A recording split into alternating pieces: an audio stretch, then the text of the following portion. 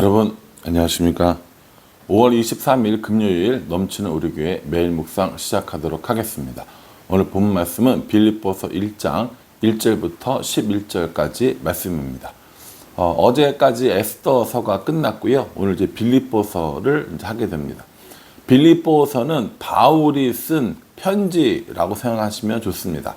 바울이 빌립보 교회에게 보낸 편지라고 하는 거죠. 사실은 이렇게 성경을 읽으면서 그 책이 가지고 있는 이런 시대적인 배경이나 지리적인 배경들, 그리고 사람들에 대해서 좀 더 알면 훨씬 더 이해하기가 쉽습니다. 빌립보라고 하는 지역은 바울의 2차 전도 여행할 때 바울이 유럽으로 넘어가서 첫 번째 세웠던 교회입니다. 이 빌립보 교회에 유명한 사람이 누구였냐면 루디아라는 사람이 있죠. 이 루디아는 자주색 옷감을 파는 사람이었고요. 이 자주색 옷감은 그 당시 최고급 옷감이었다고 합니다.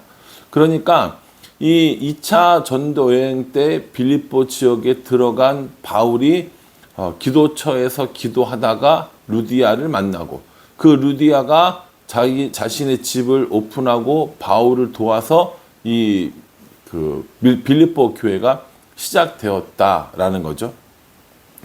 이 2차 전도 여행에서 빌립보를 방문하면서 빌립보 지역에 참 많은 일꾼들이 세워졌고, 또 이 빌립보 지역에서 바울도 여러 가지 일도 있었고, 감옥에 갇히기도 하고 그 옥터 문이 무너지기도 하고 이런 일들이 있었거든요. 여러분, 빌립보서의 이런 내용들을 빌립보의 이런 빌립보와 바울의 이런 관계를 이해하면 참 재미있습니다.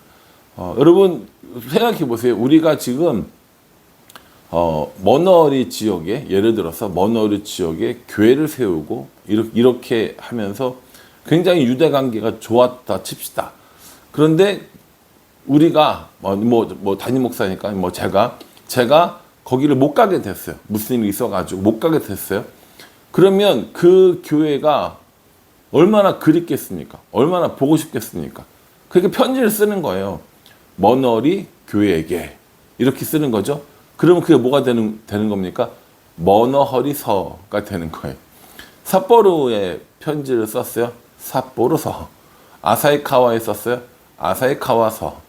토카치 했으면 토카치서. 이렇게 되는 거지 않습니까? 바울은 지금 어디에 있냐면 로마에 있어요. 로마의 감옥에 갇혀 있단 말이에요. 깜깜한 지하 감옥 이런 데가 아니라 가택연금 상태입니다. 집에서만 나올 수 없는. 그러니까 이 가택연금 상태인 이 바울이 이제 갈 수 없는 빌립보 교회에 편지를 쓰는 거예요. 여러분들에게 내가 편지를 씁니다 라고 하면서 오늘 우리가 읽은 이 본문 말씀은 일종의 서론과도 같은, 혹은 인사말도 같은 말인데 1절에 보면요, 그리스도 예수의 종 바울과 디모데는 그리스도 예수 안에서 빌립보에 사는 모든 성도와 또한 감독들과 집사들에게 편지하노니, 이렇게 얘기합니다. 바울과 디모데가 쓴다라고 이야기하면서 바울과 디모데는 자신을 뭐라고 소개하고 있냐면 그리스도 예수의 종이라고 소개하고 있습니다. 여러분들은 여러분 자신을 누군가에게 소개할 때 뭐라고 소개하겠어요? 그리스도의 종 이렇게 얘기하겠습니까? 아니면 그리스도의 주인 이렇게 혹시 말하고 있는 건 아닌가요? 우리가 종으로 살아간다고 이야기하고 제자로 살아간다고 이야기하면서 그리스도를 이겨먹으려고 하는 일들은 없냐는 거죠. 바울과 디모데는 오늘 그리스도의 종이라고 자신들을 소개하고 있습니다. 이 말 뜻은요, 그리스도의 종이니까 주인이 명령하신 것들을 지키며 사는 사람들이라는 것을 의미하고 있다는 거죠. 우리는 정말 예수님을 주인으로 모시고 살고 있는지 우리가 계속해서 살펴보고 있는데, 수요 예배를 통해서 그리스도의 주재권 이런 것들을 공부하고 있거든요. 정말 예수님이 우리들의 주인인지, 하나님이 우리들의 삶의 주인인지 한번 확인해 보는 그런 말씀이 아닌가라는 생각을 해봅니다. 누구에게 편지를 보냈냐면 모든 성도, 감독, 집사들에게 편지를 보내요. 어디에 사는? 빌립보에 사는. 그러니까 이게 빌립보에 사는 사람들에게 보내는 빌립보 교회에 보내는 편지가 된다라는 거죠. 이 바울은 이 빌립보 사람들과 참 많은 서사, 스토리들이 있습니다. 그래서 아마 하고 싶은 이야기도 굉장히 많았을 거예요. 근데 무엇보다 내가 너희를 얼마나 좋아하는지 알아? 내가 너희를 얼마나 기뻐하는지 알아? 내가 너희들을 위해서 기도할 때마다 얼마나 신나는지 알아? 라고 이야기를 합니다. 3절에요. 내가 너희를 생각할 때마다 나의 하나님께 감사하며 하나님께 감사하며 하나님께 간구하며 하는 기도의 제목이 있는데 5절 너희가 첫날부터 이제까지 복음을 위한 일에 참여하고 있기 때문이라 라고 얘기합니다. 복음을 위한 일에 참여하고 있다. 이건요, 복음을 전하는 일, 또 사도 바울과 함께 복음을 전파하는 일들을 협력하고 돕는다라는 의미를 가지고 있습니다.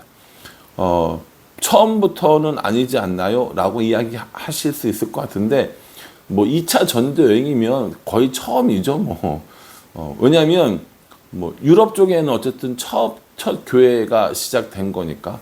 그러니까 이 바울은 빌립보 교회가 자신과 함께 복음을 전하는 일, 또 협력해서 전하는 일, 자신을 돕는 일, 그 빌립보의 복음을 전하는 일 등등등 복음을 전하는 그 모든 일에 함께 해준 것에 대해서 고마워하고 있는 겁니다. 그것 때문에 감사하고 그것 때문에 기쁘고 너희들이 나를 도와서 혹은 이 빌립보에서 혹은 다른 사람들을 도우면서 이렇게 복음에 참여하게 되어서 너무 좋다라는 거예요. 여러분, 교회의 본질이 저는 이거라고 생각합니다. 복음을 전하는 일, 또 복음을 나누는 일, 복음을 전달해 주는 일 등등등등. 이래서 교회의 가장 기본적인 본질은 복음을 위한 일에 참여하는 것, 이것이 교회의 본질이라고 생각합니다. 바울은 빌립보 교회가 그 교회의 본질에 가장 적합한 교회라고 생각을 했습니다. 그래서 처음부터 지금까지 복음에 함께 참여해 준 이 일들을 칭찬하고 있는 것이죠.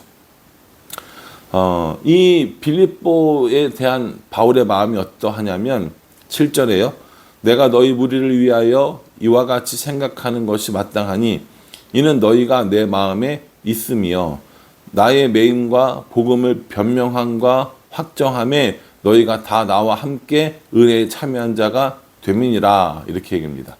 너희가 내 마음에 있음이요 이렇게 얘기합니다. 여러분, 교회가 여러분 마음에 있습니까? 어떻게 생각하세요? 교회는 어떤 형식적인 건물이나 이런 형태이기도 하지만 보이지 않는 신앙의 공동체이거든요.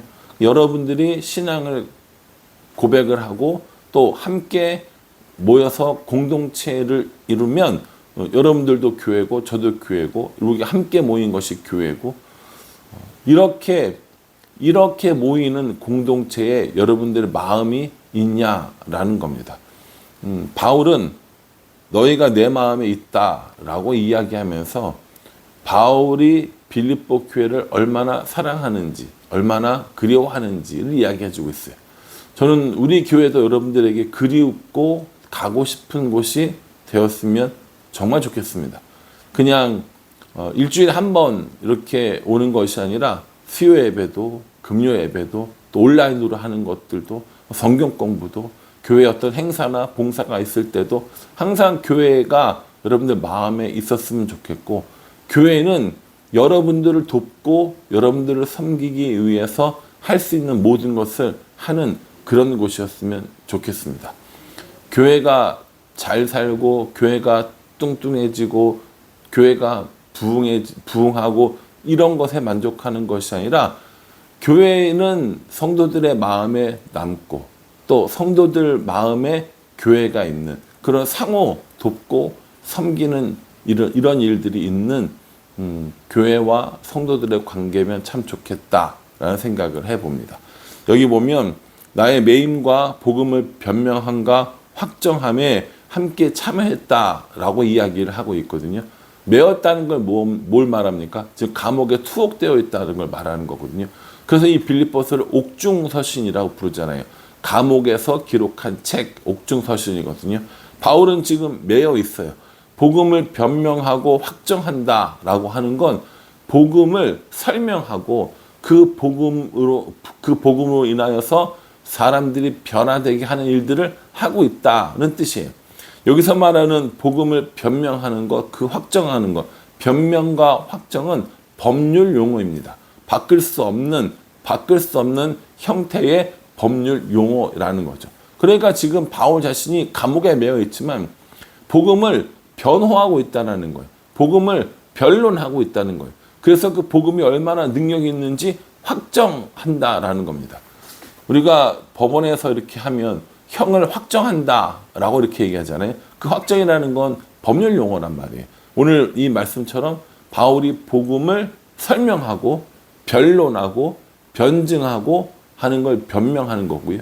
그 복음이 어떤 능력이 있는가 확증하는 이 일에 온 이 빌립보 교회가 함께 참여했다라고 이렇게 얘기합니다. 우리 교회는 빌립보 교회와 같은지 혹은 빌립보 교회와 다른지 이런 거 한번 생각해 보면서 이 빌립보서 묵상했으면 좋겠어요. 이 빌립보서와 에베소서는 이 교회에 관한 것들을 참 많이 우리에게 알려주거든요. 우리가 교회에서 신앙생활을 하면서 혹은 교회가 세워지고 교회가 어떤 일을 할 것인가에 관한 것들을 이야기해주고 있습니다. 바울은 내내 뭘 이야기하냐면 복음에 대해서 이야기하고 복음을 전하는 일에 대해서 이야기하고 복음 전하는 일에 참여해준 너희들에 대해서 이야기를 하고 내내 복음 이야기인 거예요. 그러니까 바울이 이 빌립보 사람들에게 복음에 대해서 이야기를 해주고 복음을 같이 전하게 된 것에 대해서 너무 기쁘다라고 이야기합니다. 그래서 이 빌립보서를 꿰뚫고 지나가는 단어 하나를 찾자면 기쁨이라고 이야기합니다.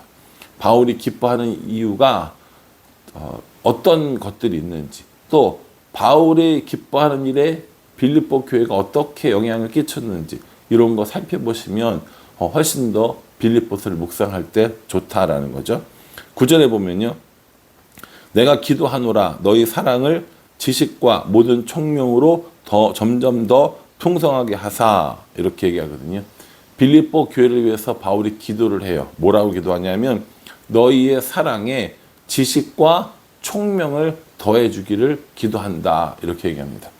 사랑하는 일에도 지식이 필요하고 사랑하는 이에도 총명함이 필요하다라고 이야기합니다. 내가 해주고 싶은 사랑을 하는 것이 아니라 상대방이 받으면 좋은 사랑 이런 거 하라라는 것이죠. 이 빌립보를 위해서 바울이 참 많이 기도했어요. 그래서 그 기도의 내용도 참 깊다라고 생각합니다. 사랑하며 살아라가 아니라 그 사랑함에 지식과 총명을 더해라 라고 이야기하고 있다라는 거죠. 저도 저의 사랑에 지식과 총명을 더했으면 좋겠습니다. 여러분들도 여러분들의 사랑에 지식과 총명을 더하기를 주님의 이름으로 축복합니다. 우리 교회도요. 우리 교회의 사랑 안에 지식과 총명이 더해져서 그 지식과 총명으로 말미암아 더 은혜가 넘치는 그런 우리 교회가 됐으면 좋겠고 우리 성도들이 되었으면 좋겠습니다. 이 빌립보서를 이제 묵상하면서 빌립보 교회에게 주시는 교훈 또 빌립보 교회를 통한 기쁨이 무엇인지 깨닫고 우리도 바울처럼 하나님을 기쁘게 하는 성도, 하나님을 기쁘게 하는 교회가 될 수 있기를 주님의 이름으로 축복합니다. 기도하겠습니다.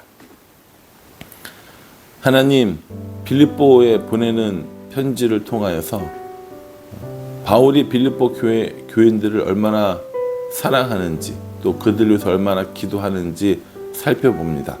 우리는 어떤 교회가 될 것인지 누구에게 복음을 전하며 살 것인지 확인하며 점검하면서 이 빌립보서를 통하여서 바울이 가지는 기쁨을 우리도 경험할 수 있도록 은혜 베풀어 주시옵소서. 예수님의 이름으로 기도합니다. 아멘. 예, 빌립보서 새롭게 시작하니까요. 말씀 꼼꼼히 묵상하셔서 이 빌립보서를 통하여서 하나님의 큰 기쁨을 경험하기를 간절한 마음으로 기도하겠습니다. 감사합니다.